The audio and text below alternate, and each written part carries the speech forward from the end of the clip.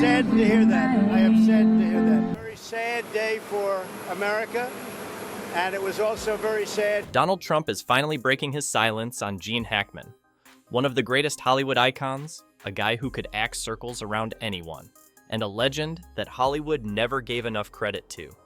Trump is emotional about this one, and he's not holding back. I think it's been a very, very tough time for him. This is a sad day. Gene Hackman was a legend, truly one of the best, Trump says. And let's be honest, he's right. Hackman's career wasn't just long, it was 6 decades of absolute dominance in cinema. From the 1960s all the way to 2004, this guy delivered powerhouse performances, never phoning it in, never settling for mediocre roles. He made movies great. And now, after years of silence, Trump is stepping forward to make sure people remember just how important Hackman was. We are a country of, really, we are in mourning. This is really shaking a lot of people. Because let's face it, Hollywood isn't going to do it. They never fully appreciated him when he was here, and they're not doing it now. That's why Trump is speaking up, because someone has to. A highly respected man and a very highly respected... Gene Hackman's rise to fame wasn't easy, and Trump respects that more than anything. The guy wasn't born into Hollywood privilege. No rich parents, no fancy connections.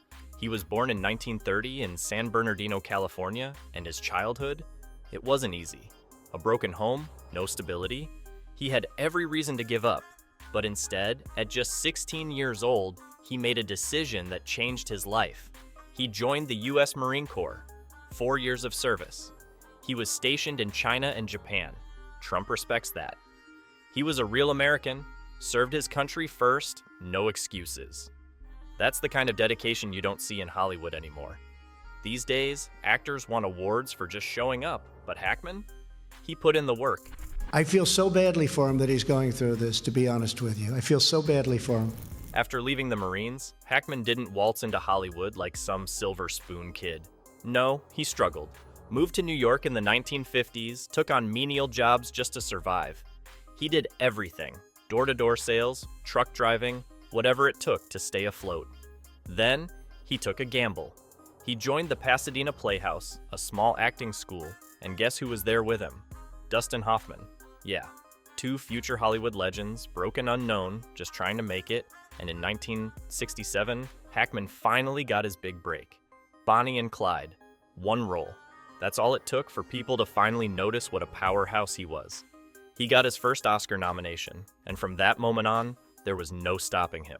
I speak to you this morning in an hour of anguish for a nation. But Hackman wasn't like other actors. He didn't just chase blockbusters. He picked roles that meant something. And that's where the conversation comes in. It's 1974.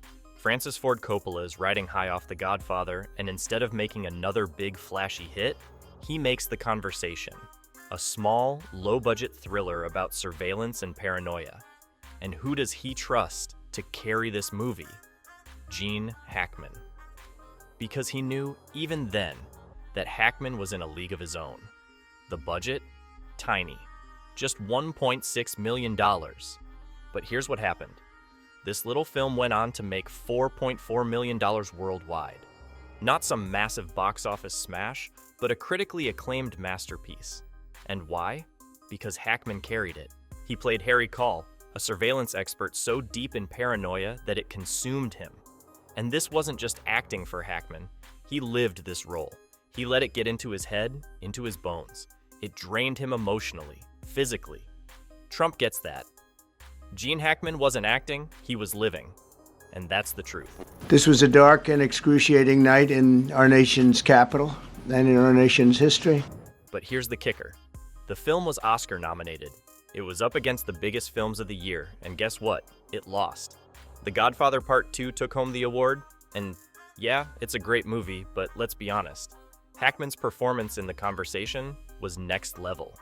He didn't just play a character, he became that character. He made you feel his paranoia, his fear, his isolation. But did Hollywood recognize that? Not really. This is the problem. Gene Hackman didn't play by Hollywood's rules.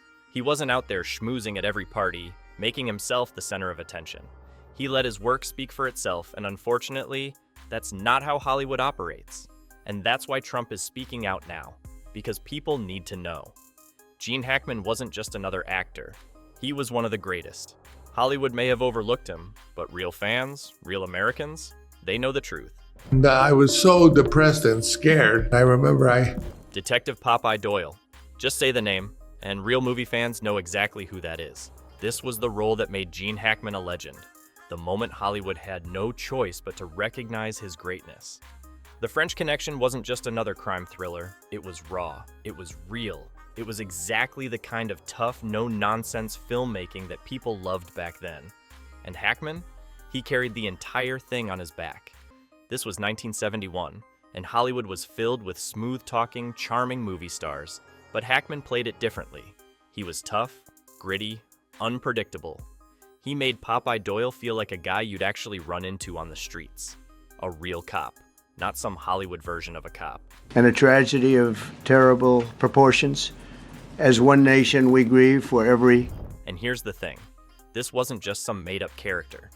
Popeye Doyle was based on real-life NYPD detective Eddie Egan, a guy known for being relentless, fearless, and completely unapologetic. Trump sees it the same way. A film about tough law and order just like we need today. And he's right. Back then, they made movies about cops who actually took down criminals, not the nonsense Hollywood puts out today. Hackman embodied that old-school, take-no-prisoners attitude that made America great. No virtue signaling, no political correctness, just results. The movie itself was a massive success. The French Connection had a small budget of just $1.8 million, but it exploded at the box office, raking in $51.7 million. That's a huge return, especially for a film that wasn't packed with big explosions or fancy effects. Just solid acting, sharp directing, and a gripping story. And then came the real recognition, the Academy Awards. This movie swept the Oscars, winning Best Picture, Best Director, Best Film Editing, Best Adapted Screenplay, and the big one, Best Actor for Gene Hackman. This was his first Oscar win, and it cemented him as one of the all-time greats. We are a country of... Really, we are in mourning. This is really shaking a lot of people, including people, very sadly, from other nations. Trump doesn't mince words about this performance, one of the greatest of all time. And he's absolutely right. Popeye Doyle was everything Hollywood is afraid of today. He was flawed, aggressive, didn't follow the rules, but he got the job done. He wasn't a perfect hero, but he was real. That's why Hackman stood out. He played characters that felt like actual human beings, not scripted robots reading lines. And The French Connection proved that audiences were hungry for that kind of realism. Very, very, very sorry about that. But despite all the success, despite all the awards, Hackman did something that no one expected.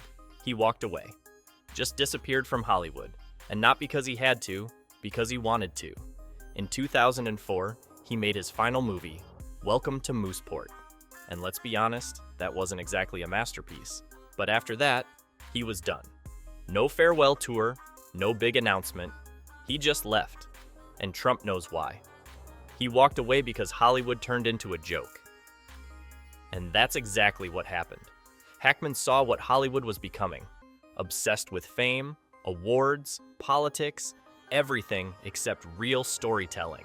And he wanted no part of it. He hated the industry's obsession with image. He wasn't there to play the game, he was there to act. And when it stopped being about that, he walked. He moved to Santa Fe, New Mexico, far away from the nonsense of Los Angeles.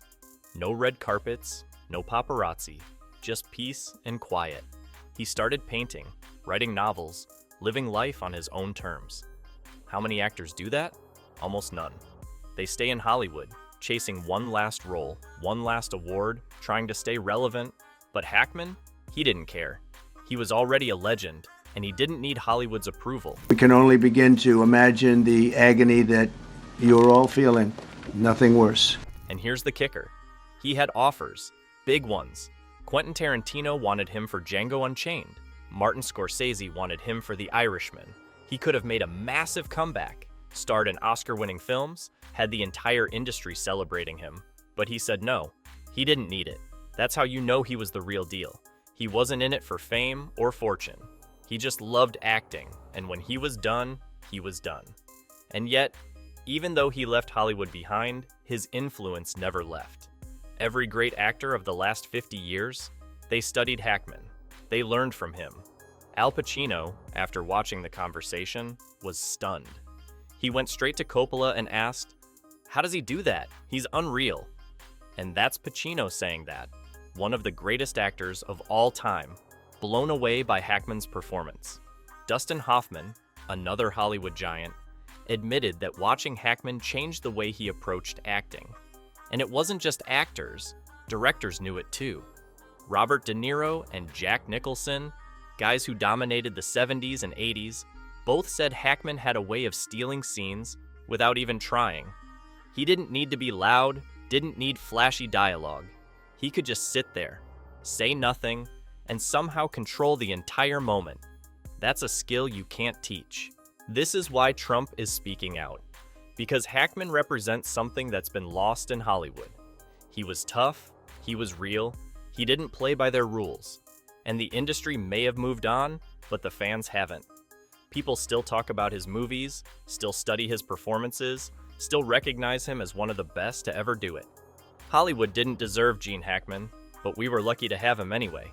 Gene Hackman wasn't like these modern Hollywood actors. He never needed fame, never needed to be loved by the elites, never played the political game, and that's why he stood out. These days, actors care more about their image than their talent. They want awards, they want magazine covers, they want to be on social media every second. Hackman? He didn't care about any of that. He was there to act, and that's it. Trump sees it the same way. They don't make them like Hackman anymore, and that's the truth. Hackman had the talent to do whatever he wanted, but he didn't just take roles to stay relevant. He turned down massive, career-defining roles. How many actors today would do that? Not many. Hannibal Lecter in The Silence of the Lambs? He passed on it. The role went to Anthony Hopkins, and sure, Hopkins did a great job, but imagine if Hackman had played it. It would have been completely different. He turned down Jaws 1975 because he refused to be typecast. Spielberg wanted him, but Hackman didn't just take blockbuster roles to cash in. He didn't need that. And then there was The Shining, 1980. He could have been in one of the greatest horror films ever made, but he didn't want to deal with Stanley Kubrick's obsessive, intense shooting conditions. That tells you everything about Hackman. He had standards. He wasn't just doing movies to do them, he did what felt right. That's why Trump respects him. Hackman didn't chase approval. He believed authenticity mattered more than fame, more than social media, more than Hollywood awards. And let's be honest, Hollywood hates that. They don't want actors who think for themselves, who don't play along with the system. That's why Hackman wasn't treated like the massive star he was. He won 2 Oscars, one for The French Connection, one for Unforgiven, and he should have won more. But Hollywood never gave him the credit he deserved. Why? Because he wasn't out there shaking hands, kissing up to the industry, playing the fake game. Trump calls it exactly what it is. Hollywood bias. They gave Oscars to people who played the game, but not Hackman. He's right. How many actors won Oscars not because of talent, but because they were politically correct, because they were well-liked in Hollywood circles? Meanwhile, Hackman, a guy who could outact anyone, didn't get the same recognition. Even after quitting in 2004, Gene Hackman is still ranked among the top 50 greatest actors of all time. 2 decades out, and people still talk about him. He didn't need Hollywood, Hollywood needed him. Trump calls him one of the last great American actors, a man who gave everything to the craft and left at his peak, no comebacks, no bad roles, just a clean exit. That's rare. Legends don't fade away. His influence, his mystique, his performances, they're all still here. Gene Hackman will always be remembered as a legend, strong, real, and truly American. If you love real Hollywood legends like Gene Hackman, hit that subscribe button and turn on notifications, because we're just getting started.